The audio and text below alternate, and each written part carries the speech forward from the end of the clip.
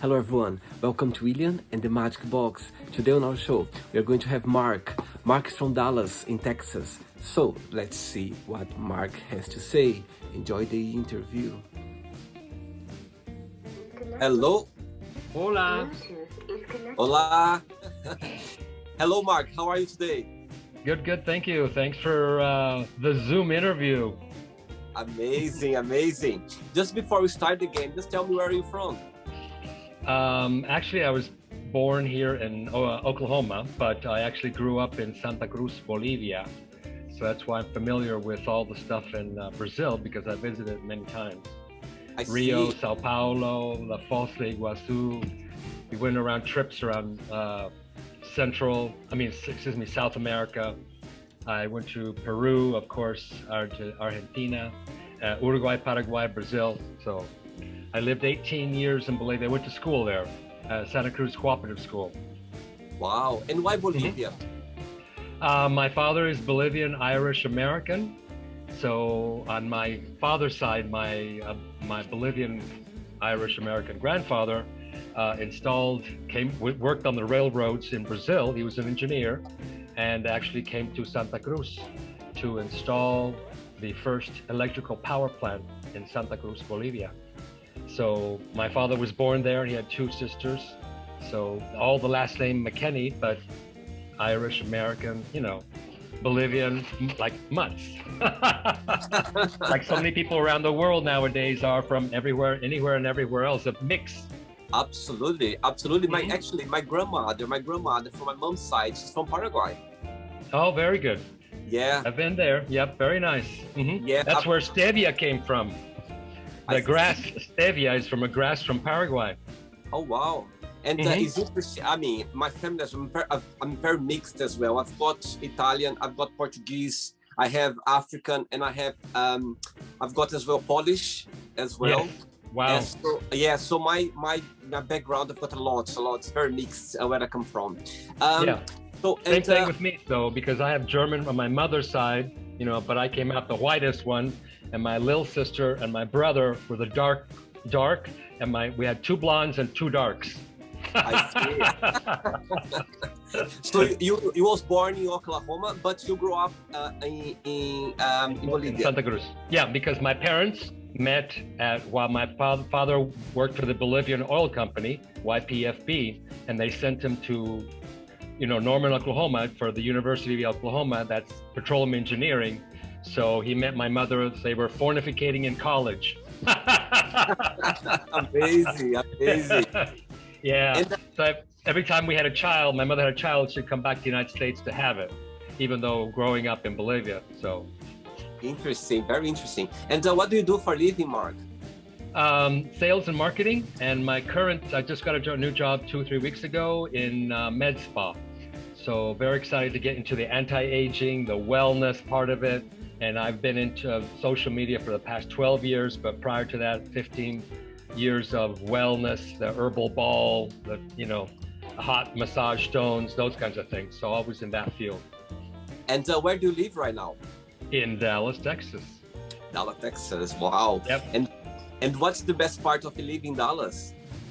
Well, it doesn't get super cold except this past winter, but just a mixture of everything. It's still a top 10 cities. And when I moved here from Miami back in 2008, it was much less expensive. But like any big city, it keeps growing, and Texas keeps attracting more people, so it's getting more and more expensive like any other big city. I see. But DFW is like a big city like Miami, Fort Lauderdale. Miami, Fort Lauderdale is north and south. And it has everything, a melting pot of everything, and same thing in DFW, but it's east-west. Very good. Okay, are you ready to go on a beautiful journey through your memories in life and your point of views? Yep, okay. Yeah. Perfect. So, welcome to William the Magic Box. Oh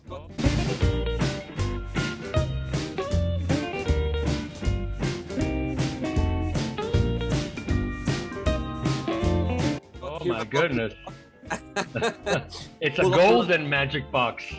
It's a lot of questions here to make you think, to make you go through your memories in life. Let's do it. Right, I'm just gonna play a song now just for us to get a bit in the mood before the first question, okay? Cool. Let's do it. Okay, Mark. Very kinky girl. Yes, before I get the first question, just to let you know, if there is a question you don't have an answer for, you don't want to answer, I always can change another one, okay? It's very friendly, okay? Cool. Let's go for the first question. The first question is, if you could have tea with a fictional character, who that would be and why? Oh, interesting. I like the book. I don't know, recently with all the stuff that's going on in the world, all the different religions and everything going on in the world, and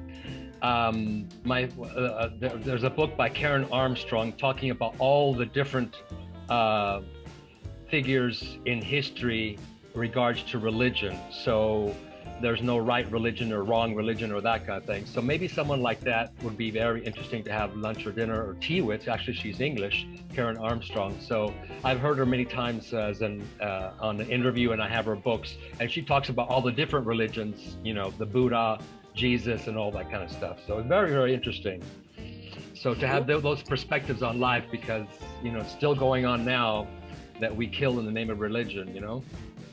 Absolutely. I think religion nowadays is a very controversial topic, isn't it? Yeah. There's so many religions out there. So yeah. Absolutely. That'd be very interesting. The book is very interesting because it talks about all the different religions and the head of each religion, from Muslim to all the way to Jesus. And each one tries to convince you of the other that they have the right solutions. I see. Let's go for the second question, Mark. Let's Okay. go. Yes, let's go for the second question. Right. Okay. What makes you really angry?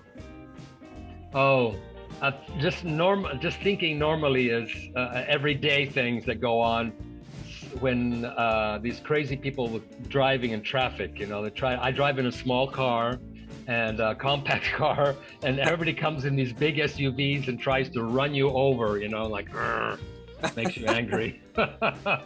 So I guess it's more personal on the smaller level, but that's fine. I like it. I like that. So I try to, you know, calm down and say it's going to be okay, and not to cause an accident, you know, that kind of thing. Great. Let's go for the second question, the third one. Let's do it. Right. Before the next question, you know, yesterday it's been 20 years of 9/11 happened. Yes, we've been listening to everything on the news and seeing all the reports, and, yes. And today's newspaper, same thing. Ugh. Tell me, 20 years ago, when it happened, tell me a little bit, where were you at the time, and how did you find out about the news? Yep. I just remember distinctly because I was at the office already. I was in West Palm Beach at the Upledger Institute, and I was with the headphones on answering questions for people working with physical therapy, massage therapists, and chiropractors. So that's how we set up the appointments and everything for the classes all over the United States and Canada. And that's when we were listening. We always had a radio on to play music, but the radio started interrupting us at 9 a.m. with "this is happening," and then a second thing happening, and like, oh my God, what's going on? But the good thing is that I didn't see it on television till like a week later. So it didn't affect me. You know, the picture you see in Time magazine with the front cover of Time magazine, you know, see it in the newsstands.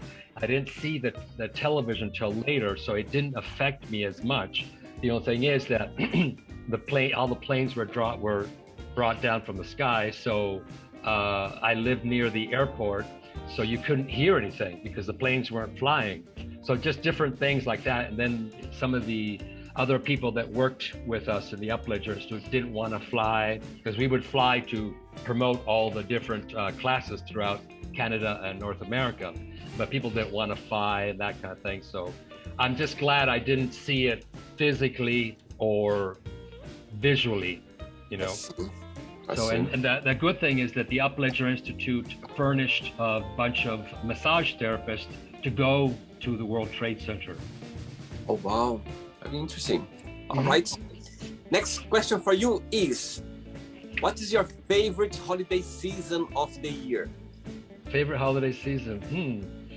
I'm not going to say Christmas, but I like the spring and summer. So, but just because it's getting warmer again, the seasons are changing. That's why moving to Dallas, you could actually see the seasons change. In Florida, they're just hot and not as hot.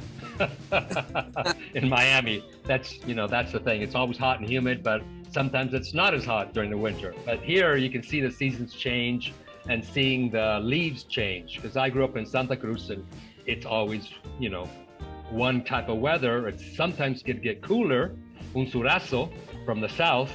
But here in the United States, you see, when I moved to New York or that kind of stuff, you could see the seasons change, the leaves change, the leaves get darker and, orange and those kind of things. So that's what's fun about seeing the different seasonal changes. See, very interesting. Yeah. Next question, ready? Yep. Vamos. Vamos. Next question for you, Mark, from Dallas. Next question is, describe yourself in one positive word and one negative word only. Oh, one positive word, one happy, and I would guess the opposite would be sad. But because there's throughout the day, throughout the whole time, there's always positive, there's always negative, but just keep moving forward. That's my motto, is keep moving forward, but hopefully in the happy direction. Great, always. Yeah. Next question. Before the next question, tell me what do you like the most about your job, and what's the most challenging part in your opinion?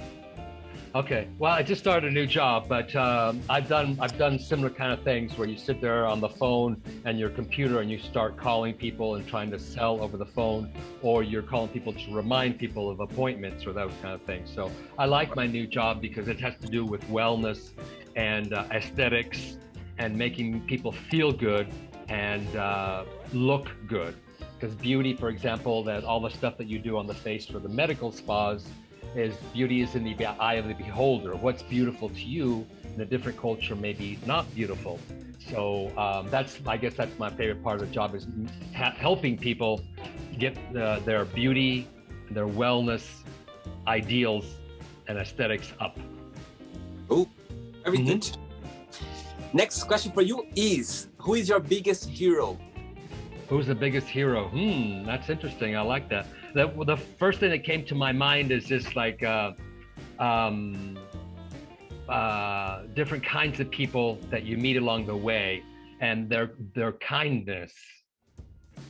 And I remember when I worked in New York, my first career was in retail, and I worked in the men's shopping service. And it's a specialized shopping service for people who have money or famous people who don't want to see, who don't want to be out there on the regular floor. Bloomingdale's is like 10 floors, one huge block long, big, huge department store in New York City. And I took care of Christopher Reeve, the year or two before he passed, he got into that horse accident and was paralyzed. But he was a super nice person. Besides being Superman on the whole thing, he was always he was very kind and very, very nonchalant, very, nothing bothered him. And he was just a very pleasant person to be with. So I guess I would admire people who are, can be so famous, but they're just everyday people. Down to earth. Good, very good. Next question.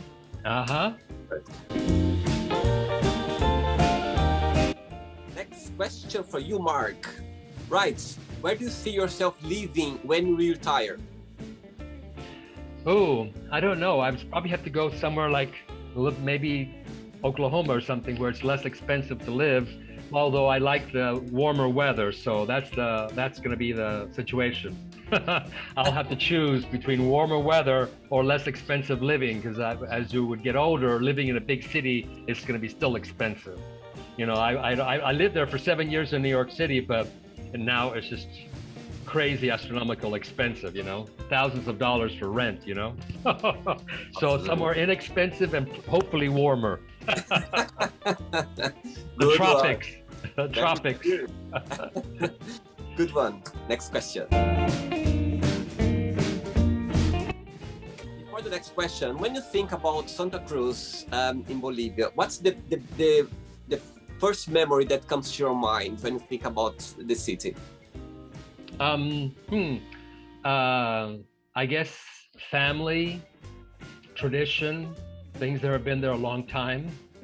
So of course I think of the tropics, and just that my family was very prominent there. My grandfather, there's a street named after us. Our house was huge, and my grandmother's house was across the street. So huge family gatherings on Sunday, and just the things that have been there for decades, and time before.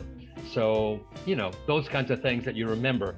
But I also don't want to live in the past, so I keep, as I mentioned, I keep moving forward, that I don't live there anymore, and those times are gone. All that stuff is gone, and now it's a big, huge city like anywhere else. But back then it was a couple 100,000 people, and that kind of stuff. And what food? Mm-hmm. And what food is the most traditional food over there that you like? Oh, it was always kind of a mixture of American and Bolivian, because we had those different things like that, and the cuñapé and the empanadas fritas, all those kind of things that the locals would make, and the afternoon tea, those kind of things, and of course having beef and steak and those kind of things, which lomito, those kind of like special cuts of steak, those kind of things. So stuff that's different than obviously here, and that just the differences in the water, the differences in the way they make the flour. So you can't get the same things up here. Even if you tried bringing them here, it's different, Absolutely. Next question for you is, if you won the lottery, what would be your first big splurge? To pay off debt, and pay off debt first, and maybe have some kind of something small for me here, or wherever, small apartment or something like that. But I don't need to be ostentatious. I don't need to buy the latest car, but I would like to somehow donate the money back. I don't know how, but in some way donate and thank others for what I had, and be able to give back. So I don't think, buying the latest car or having Mercedes or whatever, that doesn't bother me. So, but how do I give back? What kind of charity work can I do to give back and help the next generation? Very good. Next question. Let's go. Next question, Mark. What's the biggest prize you ever won? Biggest prize? That was interesting. The other, I know I've won the lottery, but only small amounts of money, like $500. But the thing is, if you play the numbers and the chances, there's more chances of you to win the small amounts than the huge amounts, in millions of dollars. But I remember when I visited my Oklahoma grandmother, I won a lottery, like a barbecue set or something like that. I'm like, you put your name into a drawing, and I'm like, what am I gonna do? What am I gonna do with that? But in Miami, I did play the lottery, and I won like 3 times. I won the smaller amounts, like $500. It's still a lot. It's still money. It's still good. Next one. Let's do it. Cool. Right. Where are you planning to go for your next holidays? The more and more I'm thinking is I should go back to Bolivia and Santa Cruz, because I've not been there in many, many years. And my mother passed away last year, and my father passed a couple years ago. But just seeing things, how different they are, because I remember the things as they used to be. And my father had an airplane at the airport nearby, and our house was like a big house, but it's changed, it's sold. And my grandmother's house was torn, and a 10-story condominium put up there. So just to see the old things, and take pictures of myself, because I have a picture of me when I last visited, holding up the sign to the street, because it has William McKenney, the name of the street, up there, and I should go back there and take a picture of, like 20 years later, and hey, it's the same street, same name, but everything has changed and time has moved on. And I believe all your siblings, they live in America as well. My little sister lives with her husband in Canada. Okay. And then my little older sister lives in Washington State, so they're very nearby over there, on the West Coast. I see. Next question for you, Mark. Excellent. There we go. What's the best part and the most challenging part of living in Dallas? Well, as I said, I thought when I moved here in 2008, it was going to be a less expensive city to live in, but now it is more expensive. But because it is expensive, because it is big, and it's in the top 5 of large locations, you can have all the things that you have in a big city, all the libraries, all the art centers, all the restaurants, and everything happening here. But of course, there's a price to pay for all that. So, and higher rents and all that kind of stuff. But that's what's nice about living in a big city where you have all this available, So they have dozens of health clubs, those kind of things. We have lots of saunas, spas, all those kind of things. But everything costs money because it's so big and it's a huge city. Absolutely. You talk about spa. I used to work a few years ago, and one of luxury spa in the UK. I don't know if you're familiar with London, but there is a very well-known hotel called the Lanesborough Hotel. It's very traditional. Yes. Mm-hmm. Lanesborough. Yeah. They launched like 3 years ago. One of the most luxurious spa in the UK, and they are working there. I was the opening as well, and I never learned so much about well-being, like fitness, about massage, facials. Yeah. I've learned a lot through the process. Yeah, it was very interesting. Yeah, that's what excites me about working in the whole business, because now it's together as one. Wellness, anti-aging, massage, doing all these things, but it can be very pricey and expensive, Yes. So you have to keep looking for the less expensive ways to go to, because here in Dallas, DFW, we have 2 huge Korean bathhouses. They're called jjimjilbangs, and they're 60,000 square feet. So, but it still costs $40 to get in. But we did have a Russian banya, which had a Finnish sauna and a Russian sauna, 180 degrees, 200 degrees Fahrenheit, or 100 degrees centigrade. So all these things are available, but as I said, you have to pay for it all. Yeah, cool. What would be your ideal day? Ideal day. I'm a morning person, so I always get up at 5 in the morning, before 5 a.m. And I have everything planned out. So between 5, 6, and 7, and by 7, I'm doing my morning shake, take my shower, all that kind of fun stuff, and might leave by 8:15 or something. So my ideal day is just everything planned out throughout the clock.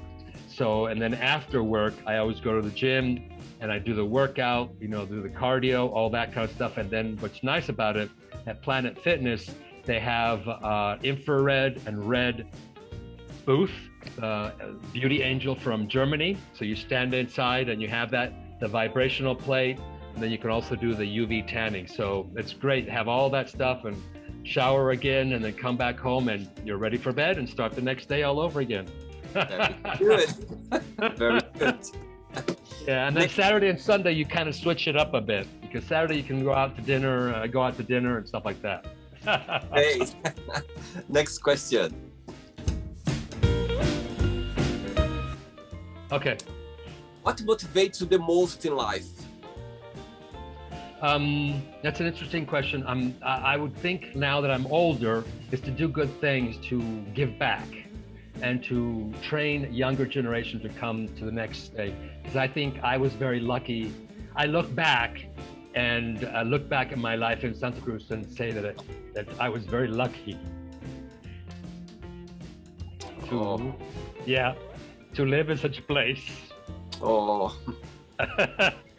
And so I feel lucky that I'm having all that experience, because it was a good life, but even though it's way out of the United States. It's way out of where I wanted to be.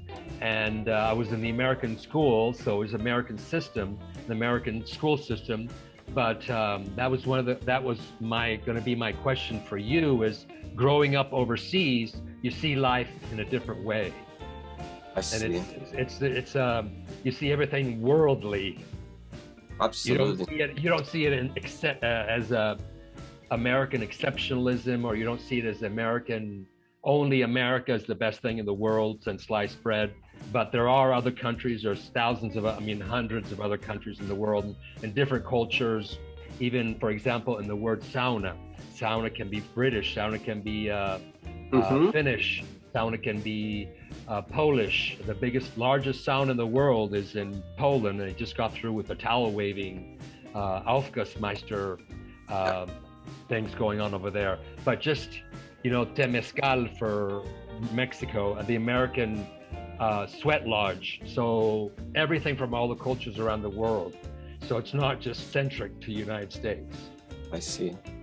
It's very interesting saying that, and I understand your point very well because back in Brazil, I left Brazil when I was 19 years old. I moved to Portugal, and after I've lived there for 5 years, and I've been in England for the last 16 years now. And I exactly know what I mean. I remember being a teenager. I always wanted to live abroad. And the first thing's America, USA, American dream, always American dream. And long story short, I had the opportunity to go to Portugal and to come to Europe as well. And to be honest to you, London wasn't my plans. Portugal wasn't my plans. And it's very interesting how life takes you sometimes in a direction that you're not expecting. And London is home for me now. I feel home. I feel at home. Yeah. London is a place where I'm meant to be. And I understand your points. But at the time, I remember knocking those agents, like travel agents. I'd like to have a dream to go to America to study, to learn, improve English, my English and everything. And there, as you mentioned, there's a massive world out there that we don't know. We don't have those knowledge at the time. They don't sell those. It was just about American. I understand that as well. I think USA, like also around South America, people think about going to USA, like American dream. You know what I mean? Absolutely. I totally understand. So it's very interesting because I came also the day after I graduated in Santa Cruz, Bolivia. I moved to the United States and I moved to Miami. So Miami has a little bit, it's like a melting pot. Yes. Because you have the Puerto Ricans, the Cubans, the Spanish, everything mixed up and everything. Even that's different than Dallas, with the different Spanish. But then I moved to New York City and I was like, wow, in New York City, the center of the world, and but the center of the world doesn't have to be for everybody. So but I did 7 years. If you can make it for 7 years, 5 years in New York, you can make it anywhere in the world. So and I came back to Miami, and then in 2008 I moved to the Dallas area. So I can see that, but now I see my friends in Europe with the towel waving and the saunas and that kind of stuff, and they just seem so much more advanced in the way they enjoy life and the sauna and the spa life, those kinds of things, Very good. Ready for the next question? Yes, sir. There we go. The magic box. Next question for you, Mark. Let's do it. What's something you've always wanted to do, but you are scared of? Well, I should visit more places in the world, but I haven't really done it. I haven't gone back to Bolivia. I haven't gone back to Santa Cruz. And maybe, as I talked about the sauna things and everything in Europe, going to see all these fabulous places in Europe and seeing all this historical stuff, being like, for example, you being in London and all the different bathhouses and stuff and the stories that were there from London, but it's like not just 100 years, but it's hundreds of years, with all the, like in Belgium, the word spa, it's been there since the Roman times. There's a city in Belgium called Spa, so it's been there hundreds of thousands of years. So that's what's interesting, is seeing back how cultures used to live. Fall's coming up on the 21st of September, and the Stonehenge that's happening in the UK, all that stuff is like, oh my gosh, there were thousands of years old, and there's people were here before us, Absolutely. So what's exciting about going to see all these places, but it's just like you can't imagine to go spending all that money to go see all these different places and being part of the world. Absolutely. Right. I have 3 questions left for you, okay? Okay. Let's do it. Next question for you, Mark. What are 3 fun facts about yourself? Fun facts. I always want to be happy, be on top of things, and a pleasure to be with and enjoy, joyful. I guess 2 and 3 are what? I'm simple. Nothing super fancy, but of course I like all the fancy stuff, but I don't have to have it. I'm not dying to have it.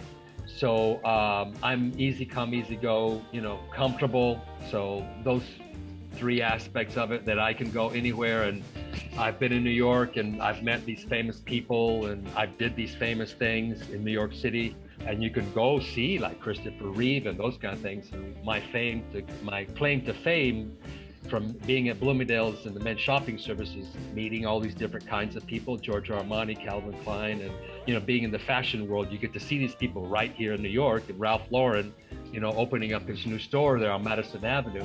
But my claim to fame being in the men's shopping service at Bloomingdale's is that I sold O.J. Simpson the gloves and the shoes. Yeah.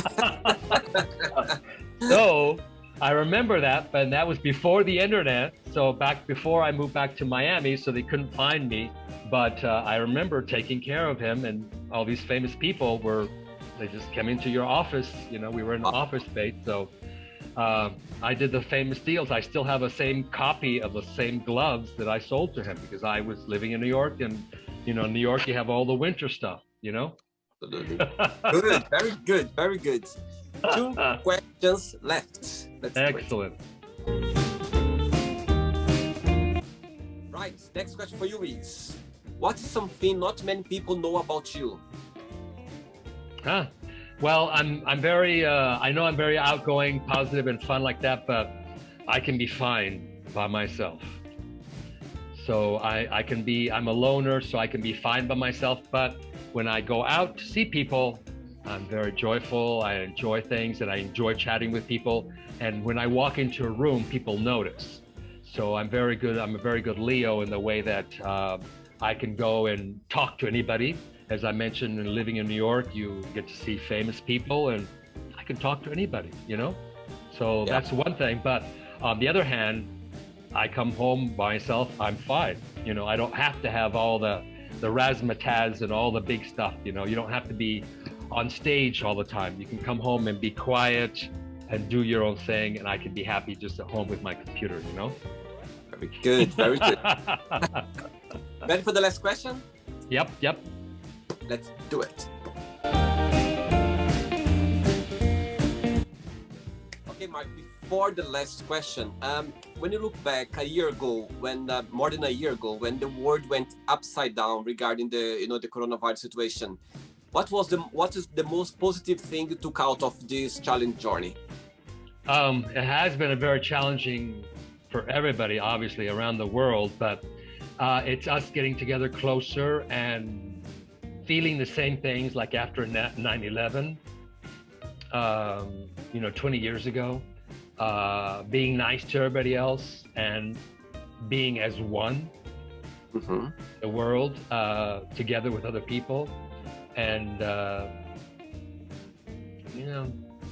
it's everything that was happening was fast acted because of COVID.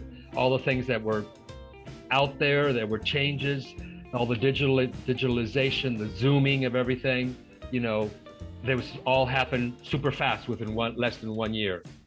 So just being prepared for those kinds of things that of the world moving on, but hopefully how to, 9/11 was also the dedication of John Lennon's Imagine, the song Imagine, and I put it up on my Facebook page. Imagine one world, one people, those kinds of things. See. Last question for you. Let's do it. Do you consider yourself to be a spiritual person, and how? That's a good question. I know, because one of the questions I was asked before is who do you believe, who would you want to have tea with? And yes, that would be really fascinating. Yes, I would want to consider it spiritual, but not necessarily to one religion or one way of thinking, because each religion has its positives and its negatives. And then as the Catholic Church, for example, putting that into people's hands, they're going to make mistakes, and that things are going to happen, So that would be the positive way, that all the religions are there, but being spiritual is above that. There's not necessarily rules and regulations of the Catholic Church, for example, that you have to do this or you have to do that, or in the Jewish religion that you have to do this and follow these steps to become atoned and to go to heaven. So that's the things I don't like about religion. But yes, I would want to be spiritual, and something like American Indians, where you revel in being here on Earth and all the seasonal changes and the rhythms of life. Absolutely. Great. I think being spiritual is a very personal thing, being spiritual. Yes. Everyone has their own way of being spiritual. Yeah. Absolutely. But I don't want to kill in the name of religion, or say that you are wrong because you don't believe as I do. And that can happen in any of those religions, because that if you don't believe in Jesus Christ being the savior of the world, then oops, you're not Christian, So, but I would want to believe in a whole spiritual world, that we are here to live in peace and harmony with other people. Absolutely. Right, it's not the end yet. Okay, let's play now the word association game. So I'm going to give away some words. You just have one word that comes to your mind, okay? Quick think. Let's start with money. Money makes the world go around. Family. Family could be everything. Okay. Love. Love, a special word, a unique and special word.